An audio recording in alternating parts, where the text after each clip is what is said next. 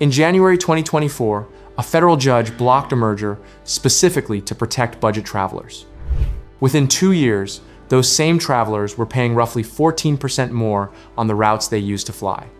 The airline the ruling preserved went bankrupt twice and ceased operations entirely. The intended beneficiaries of the decision are now paying the cost of it. What follows is an account of how a consumer protection ruling became a consumer harm, and why the people responsible for each step were, by the standards available to them, making defensible choices. Spirit Airlines entered 2023 in serious financial trouble. Since 2020, the carrier had lost more than $2.5 billion. Its core business model, the stripped-down fare, fees for everything from bags to boarding position, was no longer distinctive. The legacy carriers had spent years studying it and building their own versions. Basic economy tiers at United, Delta, and American functioned on the same unbundling logic Spirit had pioneered, but backed by hub networks, loyalty programs, and operational scale that Spirit could not match. When JetBlue arrived with a $3.8 billion acquisition offer, Spirit's management accepted. From their position, the reasoning was straightforward. The transaction would absorb Spirit's debt, integrate its fleet, and allow its passengers to continue flying on JetBlue aircraft at somewhat higher fares, but under a financially stable parent. The shareholders voted in favor. The deal moved toward regulatory review. The Department of Justice read the same transaction differently. In their analysis, Spirit's value to the traveling public was not its own revenue or its own survival. It was the competitive pressure its existence placed on every other carrier operating the same routes. Federal court filings showed Spirit fares running approximately 30% below competitor prices on shared routes. That gap was not just a product of Spirit's cost structure. It was a systemic constraint on what other airlines could charge. Remove Spirit, the DOJ argued, and the market loses not just one carrier, but the mechanism that kept fares from rising across an entire tier of domestic travel. U.S. District Judge William Young agreed. In January 2024, he issued a permanent injunction blocking the merger, ruling that the deal would substantially lessen competition in violation of the Clayton Act. In his opinion, he addressed Spirit's loyal customers directly, writing that his decision was, in his words, for you. On the day the ruling was issued, Spirit's stock fell 47%. JetBlue's rose 5%. Spirit's total market capitalization dropped to $666 million, less than 1/5 of what JetBlue had offered to pay for the company. The market's immediate response made plain what independent viability for Spirit was actually worth. JetBlue paid Spirit a $69 million breakup fee when it terminated the agreement in March 2024.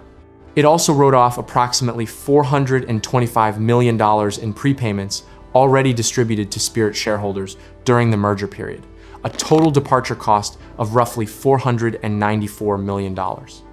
Spirit walked away with a $69 million check, its full debt load, no acquisition partner, and a business model that its larger competitors had spent the preceding years methodically absorbing. The structural erosion continued through 2024.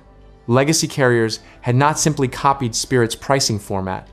They had copied it while retaining every advantage Spirit lacked: international route networks, frequent flyer programs with billions in co-branded credit card revenue, and the operational redundancy that comes from scale. Spirit had built its identity around being the cheapest option. By 2024, it was frequently not, on routes where a basic economy seat on a major carrier offered comparable pricing with greater reliability. Spirit filed for bankruptcy protection in November 2024. 9 months later, in August 2025, it filed again. At the second filing, the company reported $8.1 billion in total debts against $8.6 billion in assets, a solvency margin of roughly $500 million separating continued operations from liquidation. The restructuring plan filed with the bankruptcy court was built on a specific assumption: jet aviation turbine fuel at approximately $2.24 per gallon in 2026, declining slightly to $2.14 per gallon in 2027. In late 2025, the United States conducted military strikes against Iran. Fuel markets responded. By the end of April 2026, jet aviation turbine fuel had reached approximately $4.51 per gallon, a 101% deviation from the planning assumption embedded in every line of Spirit's restructuring model. Major carriers absorbed the increase through fuel hedges, diversified income streams, and ancillary revenue from loyalty programs that generated returns regardless of ticket prices. Spirit had none of those buffers. The cost structure that had barely held together at $2.24 per gallon collapsed at $4.51. The Trump administration proposed a rescue, approximately $500 million, structured as a cash infusion in exchange for a potential stake in the company. Transportation Secretary Sean Duffy publicly supported the effort. The proposal went to creditors. A key creditor group rejected the terms. Whether those creditors calculated that liquidation would return more than a restructuring, or whether the terms themselves were unworkable, has not been fully established in subsequent reporting. The outcome was the same either way. Shortly after 1 a.m. Eastern Time, on the 2nd of May 2026, the Association of Flight Attendants sent a message to approximately 5,000 of its Spirit members. The message read, "We are delivering the hardest news of our lives, that Spirit will permanently cease operations at 3 a.m. Eastern Time on May 2. A Spirit captain named John Jackson had a retirement flight scheduled for that morning. Operations ended before he reached the aircraft. Approximately 9,000 scheduled flights were canceled. 17,000 employees lost their positions.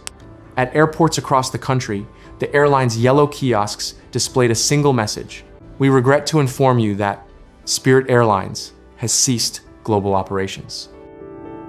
The last commercial Spirit Airlines flight, NK-1833, carried 175 passengers from Detroit Metropolitan Airport to Dallas-Fort Worth.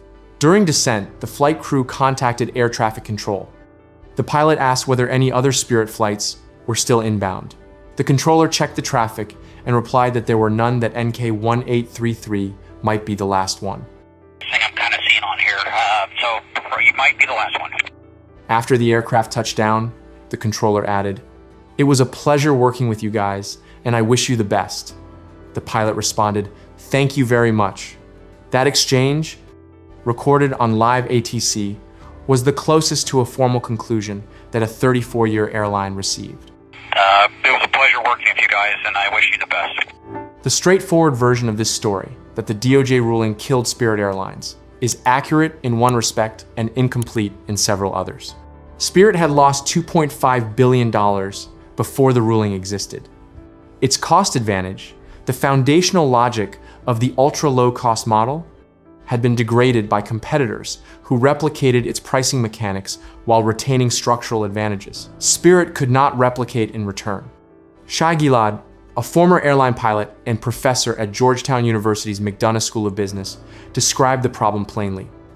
When you're a low-cost carrier, by definition, you're relying on having a cost advantage, and they just don't have that anymore.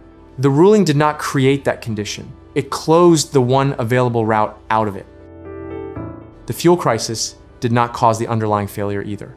It removed the narrow margin that might have allowed a fragile restructuring to hold together, two separate deteriorations converging on one outcome. The practical result is the situation that William McGee, a senior fellow at the American Economic Liberties Project, had described before the shutdown. You do not have to fly a small carrier in order to benefit from its presence, because they will bring down the big guys' fares. Without Spirit, everyone will be paying more. Fares on former Spirit routes rose approximately 14% within days of the shutdown. Historical data from Spirit's previous route exits shows an average fare increase of 23% when the carrier withdraws from a market. Analysts projected increases of 20 to 25% within 3 to 6 months of the shutdown across affected routes. The ruling that blocked the merger specifically to prevent fare harm for cost-conscious travelers has, by its absence, produced fare increases on the routes those travelers relied on most. 17,000 people lost their jobs. Millions of travelers on former Spirit routes will pay more for flights the airline used to serve cheaply. The ruling was issued in good faith, on the best evidence available, by a judge applying a statute designed to protect consumers. The consumers are paying for it anyway.